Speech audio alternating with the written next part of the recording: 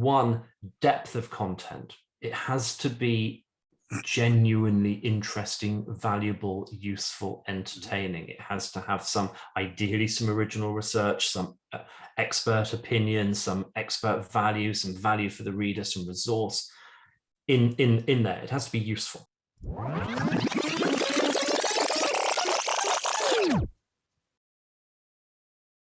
All right, everybody, welcome back to another episode of the Richer Geek Podcast. I am very happy to have with us all the way from England, Matthew Stibbe, and he is a serial entrepreneur, marketing maven. I'm not sure what he doesn't do. But you're very good at marketing campaigns. He is the current CEO of Articulate Marketing, which is a UK marketing agency specializing in the tech sector. And he was also the CEO of Intelligent Games. So he's not only a tech person, but he's a gamer. He was the founder and CEO of a 70-person computer game company where he designed games for Lego, produced 2 games based on Dune. How you doing, Matthew? Doing very well. It's really nice to be here, Mike. Thank you so much for having me. Absolutely. And, we could go on and on about your credentials. You went to Oxford. You are a sommelier. I'm a bit of a wine geek. Yes, I'm afraid so. I've developed this geek tendency of getting very obsessed about things and spending a lot of time learning about them, history and then computer games and then wine and then writing and marketing. Wine and aviation, I hear. Yes. I have an FAA commercial pilot's license and instrument rating as well. Yeah. Very nice. Yeah, in my previous life, I was an airline pilot. Oh, awesome. And so I know how fun and hard it is to get your commercial and instrument rating. Especially if you're paying for it. Although I think if you do it in the US to become a commercial pilot, an actual commercial pilot getting paid to actually fly, you still have to pay for your training. I don't suppose airlines train people now. You do, unless you were in the military, then it's a little bit easier. You have the government pay for your licenses, and then it's easier to transfer from military to civilian. But anyway, let's talk a little bit about,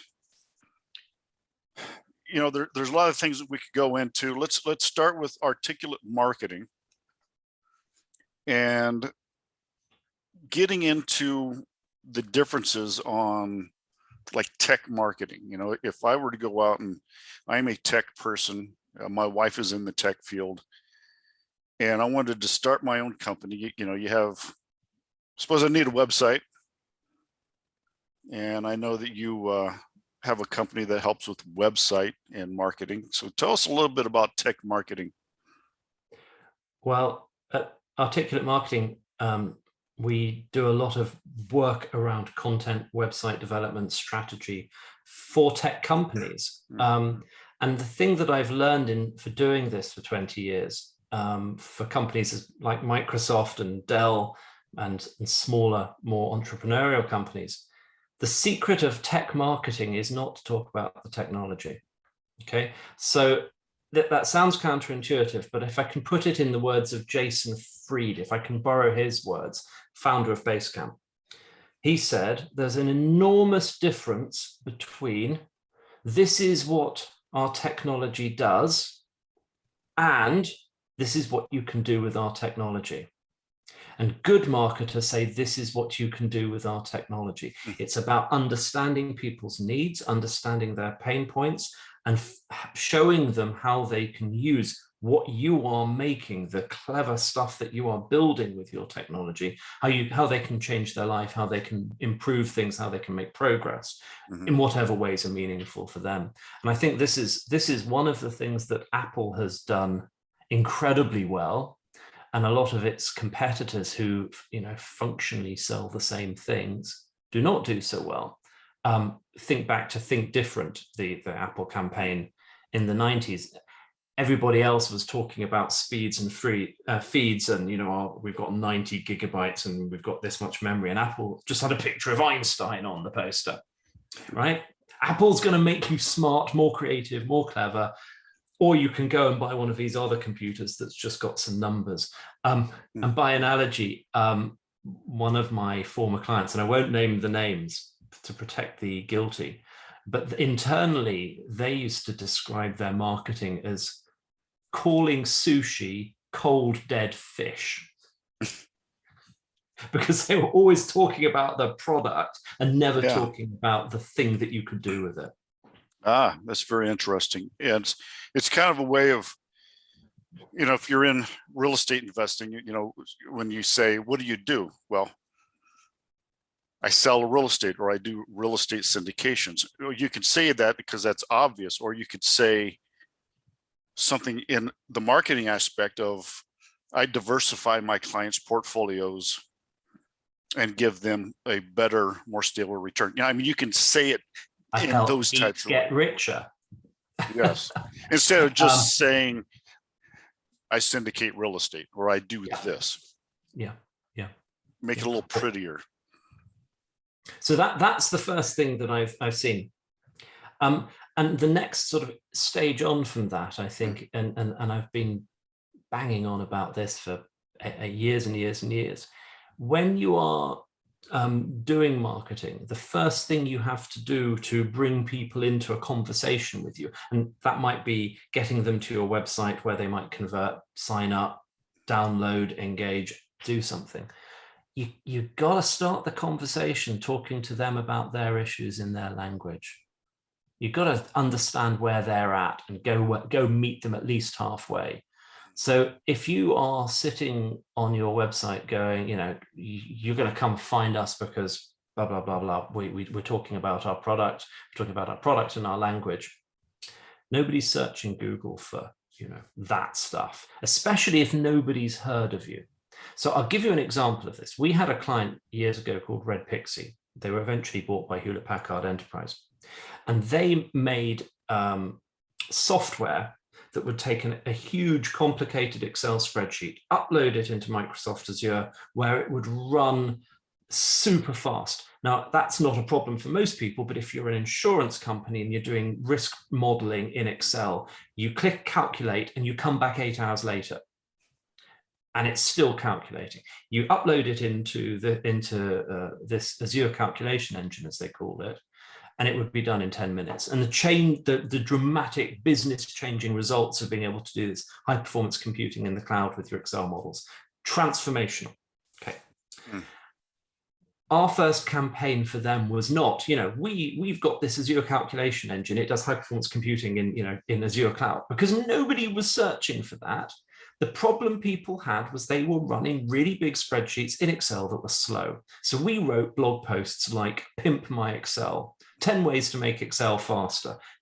Just because that's what they were typing in. How do I make Excel faster? They were looking for any small angle that would get their thing done quicker. And it was huge. In a couple of weeks, we had a few hundred signups for this white paper that we wrote, and one of them within a couple of months went on to be a 7-figure deal for the client, and it was a huge success. But we weren't talking about the product or the technology. We were talking about the issues that the users cared about. And inbound marketing is very, very important.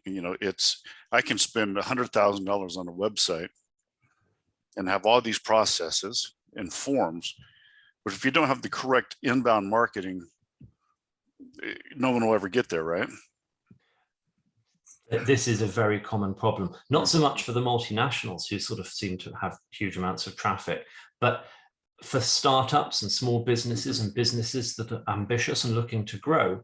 We very often come across companies that have got 2,000, 3,000, 4,000 visitors a month to their website, and anything over 1,000 is starting to get real people. Anything under 1,000 sessions a month is just bots and spiders and your mother. And they're saying, well, we want to improve the conversion rate. We want to get more leads. Yes, conversion rate optimization is important, but actually job one is get more people to the site. Yeah. and inbound marketing with genuine thought leadership. And I think these days, the marketplace of ideas is much more competitive. In 2006, I started my blog, and I got 40,000 sessions, visitors a month, and just from like writing stuff.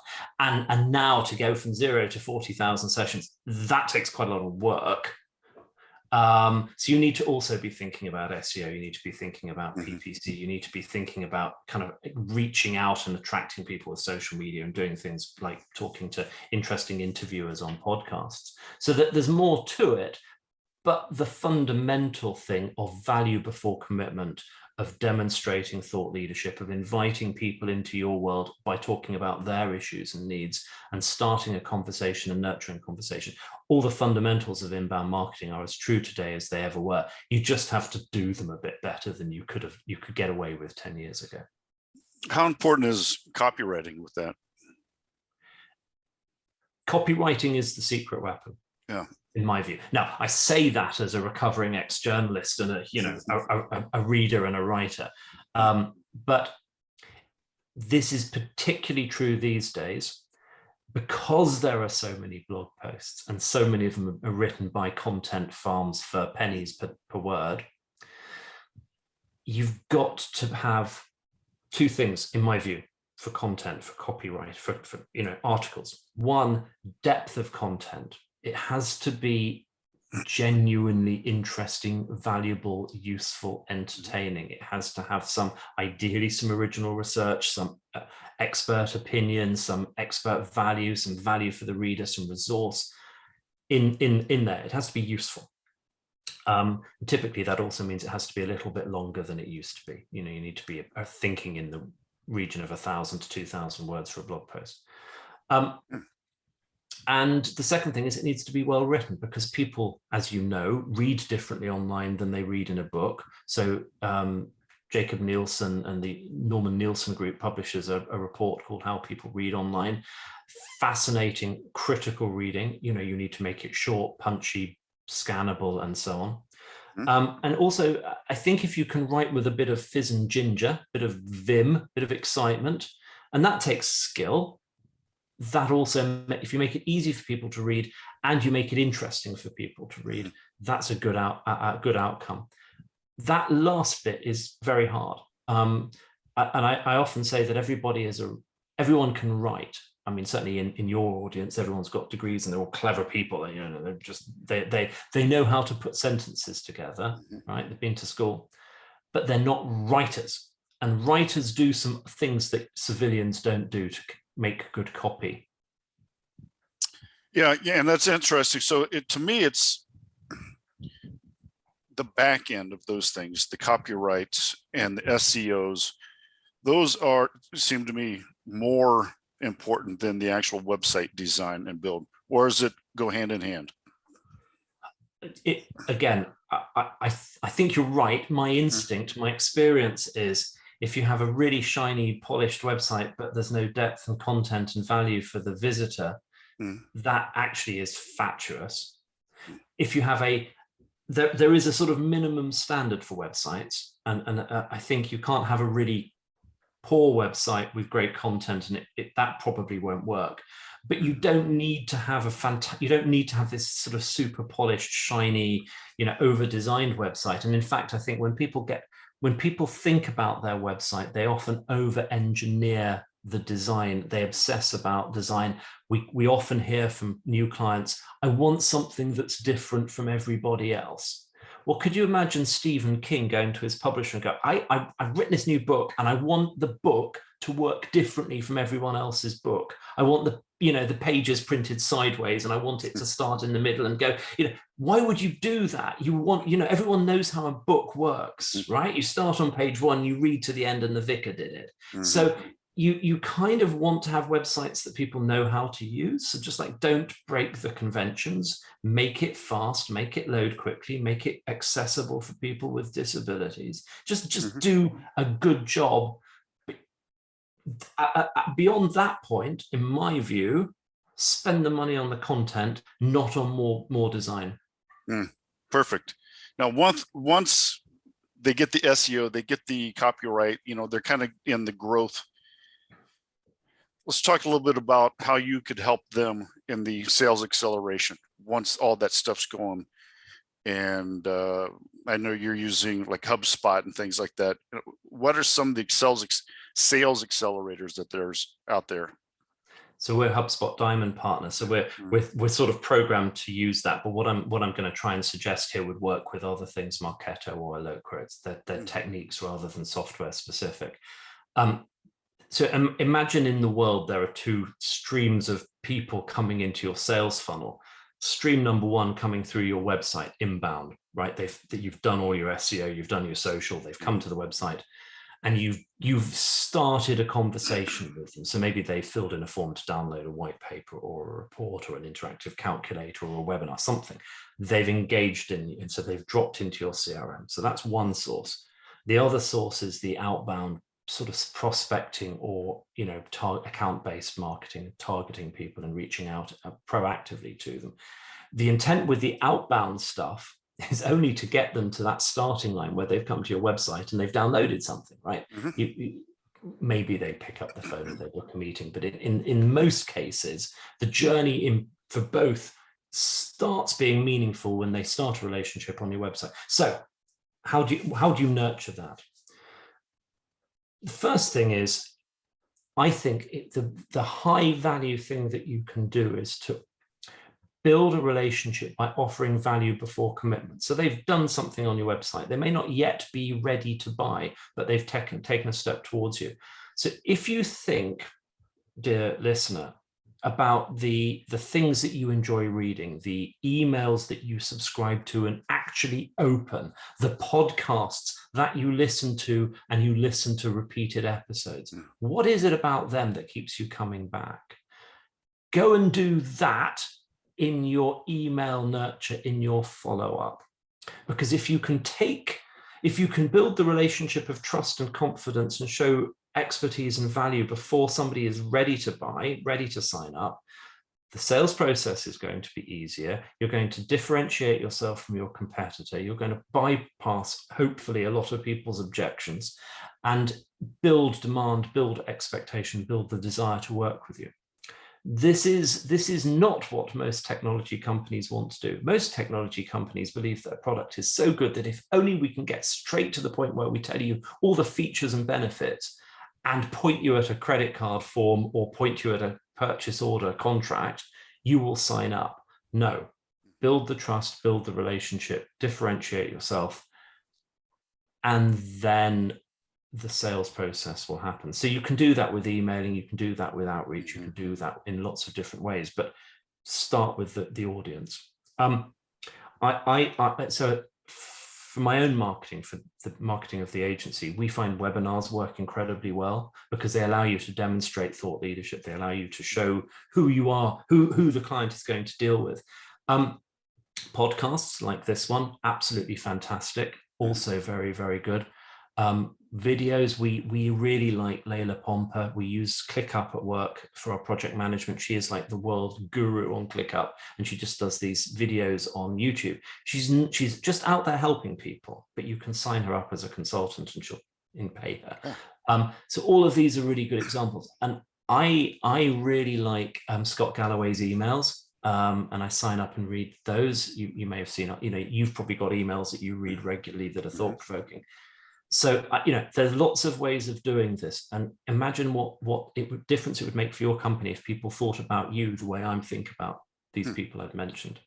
It's very interesting. It's and everybody, again, it's articulatemarketing.com if you're interested in that. And something that I had never heard of, that your company is a certified B Corp. Yeah. What is that?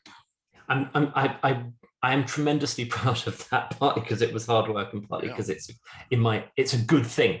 So what is a B Corp? A B Corp, the B stands for benefit. It is a global movement that started in the US that starts with the idea that business is a force for good. Okay.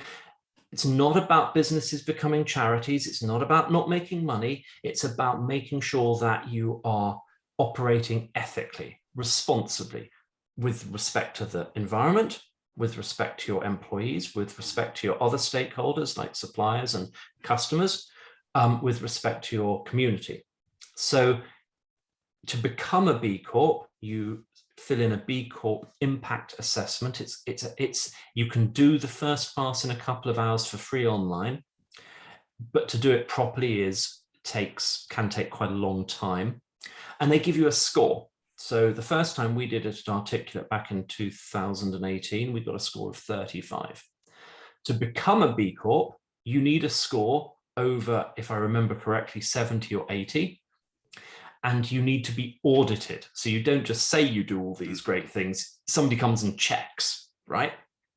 And so we eventually became a B Corp. It took us about 18 months of revising our business policies, practices, behaviors, adding some things like carbon offsetting, changing some of our employee policies, putting in place healthcare insurance, and just things like that. That journey it served to raise our standards as a business. And then we became a B Corp, and then we were able to use that label to prove to our customers, to our prospective hires and partners, we meet this standard. We are certified for this. This isn't just like greenwashing. We've done this stuff. And we recently recertified, and we increased our score just last year. So, it's an ongoing journey. Okay, all of that is great. It makes me feel good and proud of the company. What are the benefits? Twofold.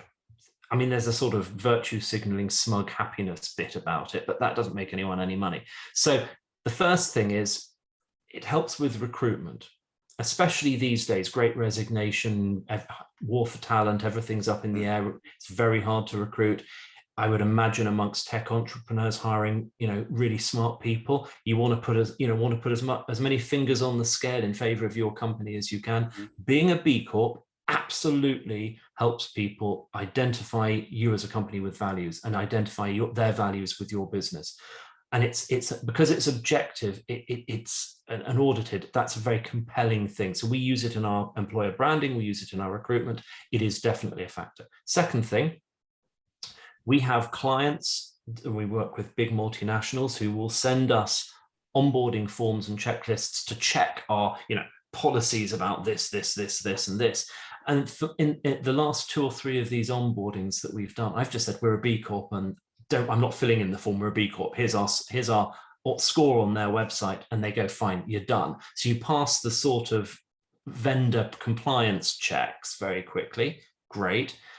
And we have signed at least 2 deals well into 6 figures because we were a B Corp. For example, one company wanted a B Corp certified marketing agency that knew HubSpot. And they were B Corp, so they wanted that up in their supply chain. They had a preference for B Corps. And we were at the time the only HubSpot agency that was B Corp certified. So great, how much can we charge you for this? And it was a good project and a good relationship, and we did some good work for them, built them a website, did some marketing, and launched their new service. So I think there's a real good reason for going and doing it. Certainly going and looking at it. It's very interesting. It's something that we should all be more cognizant about, and I will certainly look into it. Now, within your B Corp business, you have a little twist that you are all remote. Yes. And that gets into before it was fashionable. Yes. And, that's more of, you can say, modern management. You did that. Now, a lot of managers that are maybe listening here have a hard time managing remote workers. They're being forced to, but they may be a little more micromanaged type of person, that type of personality. How do you manage your remote workers? And you've been doing it for a very long time. Yeah, we've been remote working since the beginning, but for 10 years or so.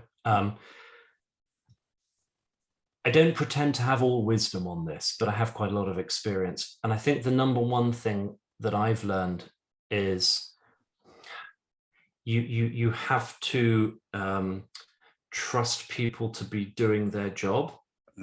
That letting go is quite hard, and that you have to shift your metric of productivity or your measure of control from measuring inputs, how many hours they work, how quickly they get back to you on email, whether they're coming to meetings or not, shift from inputs to measuring outputs.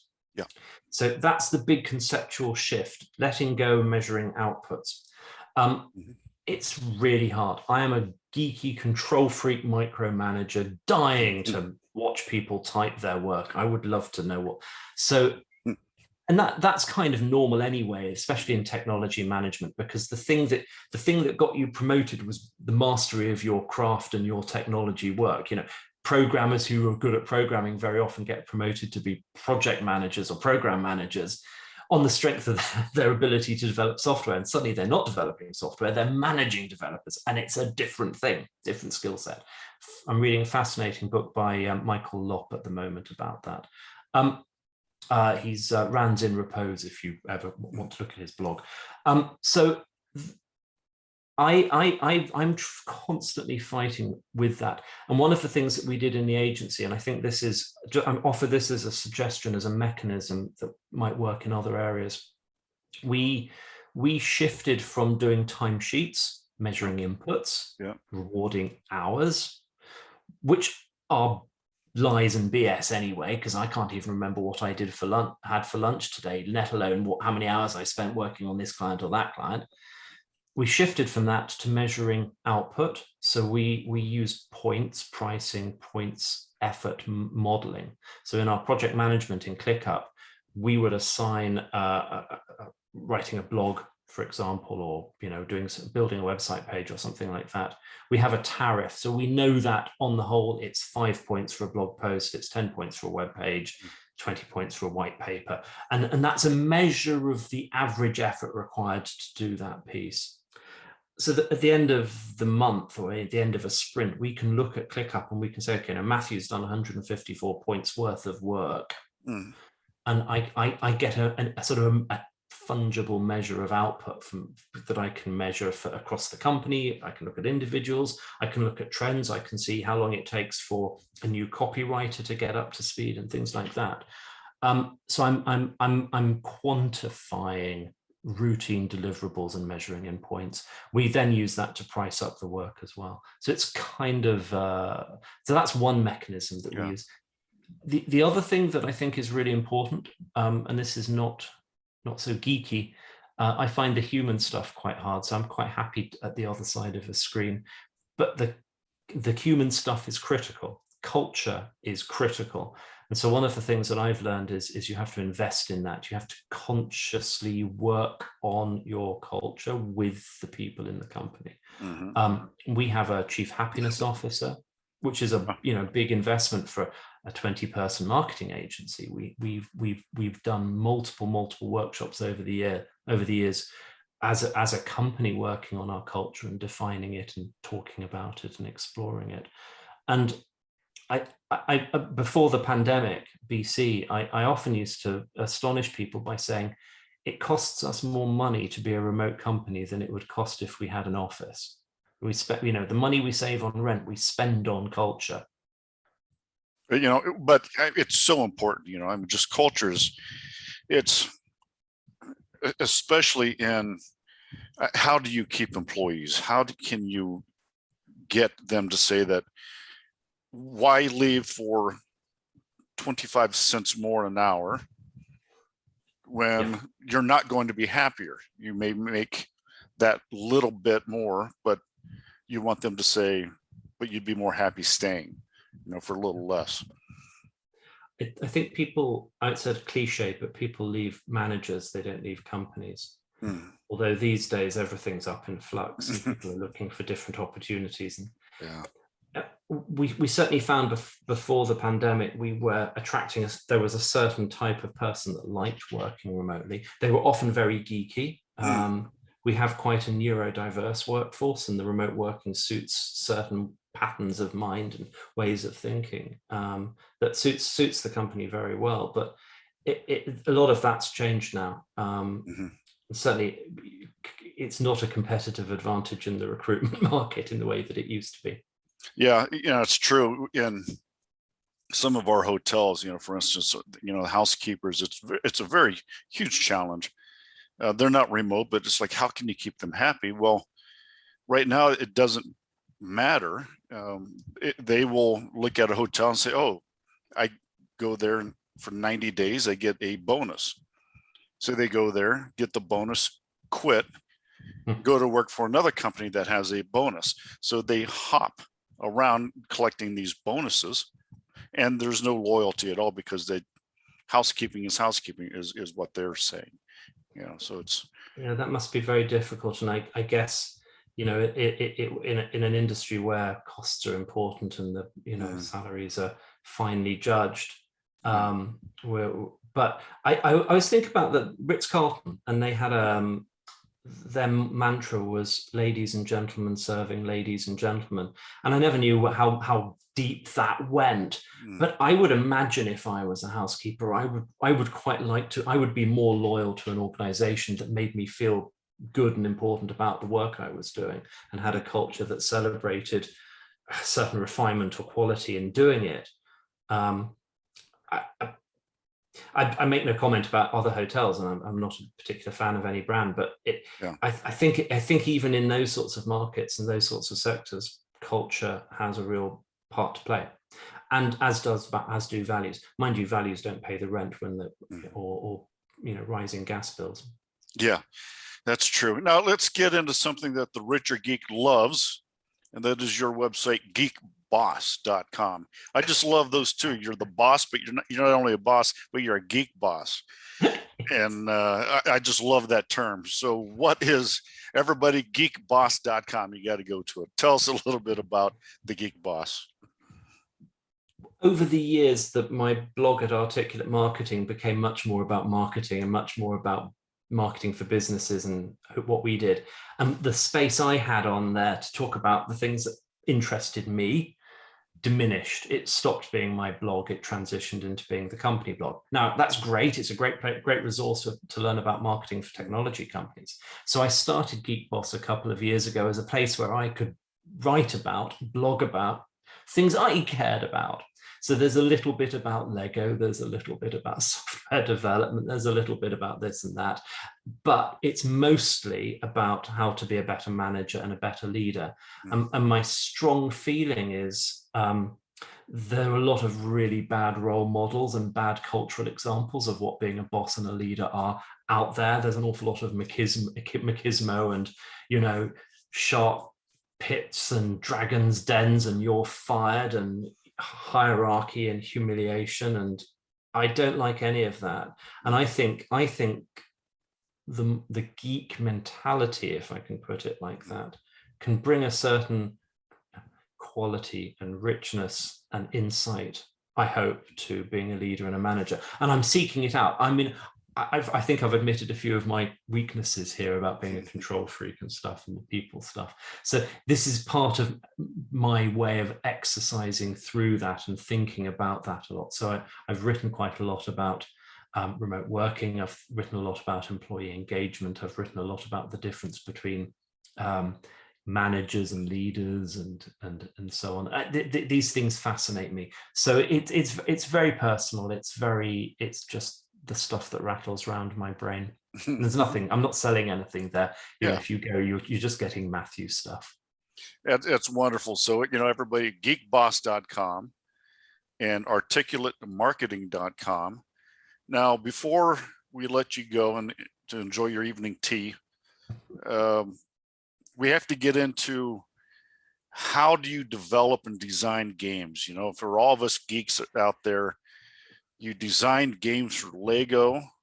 What was that life like? At the beginning, absolutely delightful, joyful, because designing games is a creative thing. Games are one of a handful of things that make humans human. There are a little bit of game playing in other species, but mostly it's a human activity. So I love that idea of that. When I started, I could design a computer game in 3 or 4 months. I could program one if I was programming it in a few months. I could work with 1 or 2 other people and we could ship it. So my first game, I designed it. Another Nick Wilson programmed it. It was published by Electronic Arts on 3 different machines, and fantastic. I did that when I was 18. When I sold my games company, completely different story. We did a World Cup soccer game. We did the Dune Emperor game. Teams of 20, 30 people working for 18 months, millions of dollars. And that trend has continued since I left the industry. So now it's huge blockbuster games, big budgets. I respect all of that. I mean, they're amazing, amazing, amazing experiences, but that's not the bit that I like. I think today there is this incredible underground culture of independent developers doing amazing work. And that, I think that's the stuff that I like. So the games that obsess me at the moment are things like A Dark Room, some of the Twine interactive fiction games. These are not sophisticated. Well, they are. Some of them are very sophisticated, but they're not big. They're not 3D worlds that you explore. So if I was going to get started doing game design again, I'd be in that space. I'd be trying to do the game that I could build myself at home in 3 to 6 months. And I'd be really, really looking for doing that quickly and iterating on gameplay and imagination, not iterating on graphics and whiz-bang explosions and things. Activision and EA and people do that stuff so much better. There's just no point trying now. It has come with another game. I think Ord, just a work of towering genius. Anyway, it's come such a long way. I remember those days. Well, I was a child and had Pong. Yes, avoid missing ball for high score. I met Nolan Bushnell once. You did. Absolutely. I'm like, I'm not worthy. This was the great thing about being in computer games. I actually got to meet my heroes. The first time in my life I ever ate sushi, which is an admission. Will Wright from Maxis, SimCity, the Sims designer, took me out in San Francisco for my first sushi meal when I was in my early 20s and working just developing a game for Maxis. I mean, it's amazing. These people are just creative gods. I suspect some of these games will be remembered like we remember Rembrandt and Mozart. Absolutely, and a lot of people are actually going back to those simplistic DOS type build games, because it's just so funny to them. We're just so simple to go back and, the very first consoles, the very first Atari, they're so simplistic and pixelated that it was, and you just go back and just, especially as you get a little older, you reminisce about some of those older games. Maybe it's because I just can't figure out these new games. They're just too much. It's too involved, too much, too different levels. And then you have to do all these things. And then you go online and I get killed by a 10-year-old. Yes. And taunted by a 10-year-old. Taunted. And then they kill you, taunted. They insult you while they're doing it. Then they insult you and then they wait for you and kill you again and tell you how much, of an old man I am. So I'll stick with the old Atari stuff and the EA stuff, and I'd love to do the Pong. With the exception that I think the new Microsoft Flight Simulator is fantastic, and I think you would enjoy it as a pilot, as I do. If you hook it up to a Xbox Series X onto a 4K TV, and then you go flying, it's mind-bogglingly good. And, for once, the higher quality graphics actually do something useful and make it a very immersive experience. I think that's a fabulous. That's probably So and especially if they, within the world of VR, can you imagine if they did a flight simulator where you're actually grabbing things and pushing buttons. And you could see all 360 degrees around you in the cockpit. I think that would be just fabulous. Yeah, I think that's the next stage, or augmented reality. Or AR, augmented. Yeah, But fabulous. Well, Matthew, it has been absolutely a pleasure. And I thank you for coming on. Everybody, again, Geek Boss, everyone loves that name. Go to geekboss.com and articulatemarketing.com. Is there any other way that our listeners can find you? Well, if you go to articulatemarketing.com/meet, MEET, it's got my calendar. Book up a meeting. I'd love to have a chat. If you've got something interesting to say or an interesting question, that's how you can get in touch with me. And if you're into vino, go to vincarta.com. I forgot to mention that. We'll have another chat about the wine on another occasion. We will. Thank you, sir. I appreciate it, Matthew, and have a wonderful night. It's been a real pleasure. Thank you so much.